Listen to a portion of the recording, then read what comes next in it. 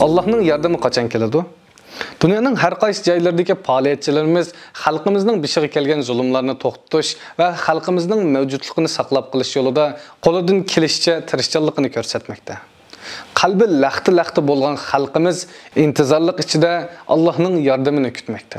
Ammo bu tirishchanliklarning natijasi xalqimizning, bo'libmi faoliyatchilarimizning xalqaro vaziyatlarni atrofliq tushunib, eng yuqori saviyada faoliyat qilish bilan birga o'zlarida Allohning yordami kelishining shart sabablarini va tarixda Allohning yordami kelganlarning sifatlarini hozirlashga bog'liqdir. Bu payg'ambarlarning, tarixda utuq qozongan rahbarlarning va shonliq tarix yaratgan ajdodlarimizning yo'lidir. Alloh Qur'on Karimda o'zining yordami kelishining shart sabablarini hozirlaganlarni, zaminda hukmron qilishini, dinni mustahkam qilib berishni va ularning qo'rqinchisini amallikqa aylantirib berishni va'da qilib mundaq deydi. Allah içinlardaki iman etgan ve yaxshi amallarni qilgan kishilarga ulardan burun o'tganlarni zaminda hukmron qilgandek, ularni cho'qim hukmron qilishni, ular uchun tanlagan dinni cho'qim mustahkam qilib berishni va ularning qo'rqinchisini amallikqa aylantirib berishni va'da qildi. Ular menga ibodat qiladi. Menga hech narsani shirk keltirmaydi. Allah bu ayet kerimede yardımdan kelish uchun zaman ve makonda emas, balki shart sabablarni belgilagan bo'lib, har qanday bir jamoat yoki millat qaysi zaman ve qaysi makonda bo'lsin, u shart sabablarni hozirlagan hamon Allohning va'dasining amalga oshadiganligi muqarrardir. Allah haqiqatan va'dasiga vafo qilgan zotdir. Va'dasiga Allohdan bek vafo qiluvchi kim bor? Zemin Allah'ın mülkü bulup, Allah onunla özü xalğan bendelerini varis kılıdı.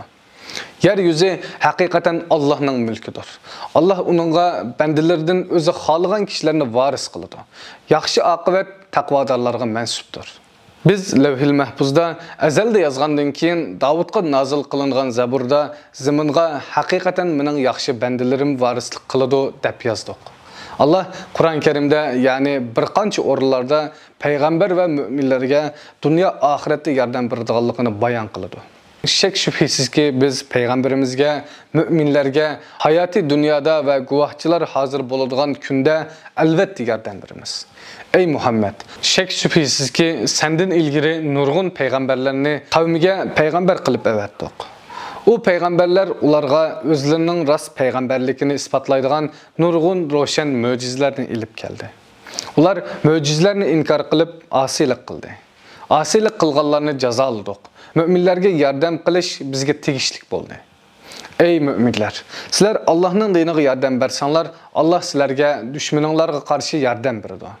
Qadaminglarni urush maydonlarida mustahkam qiladi. Bizning payg'ambar bandalarimiz haqidagi so'zlarimiz oldinala aytilgan. Ular cho'qim yordamga erishguchilardir. Bizning qo'shinimiz cho'qim g'alaba qilguvchilardir.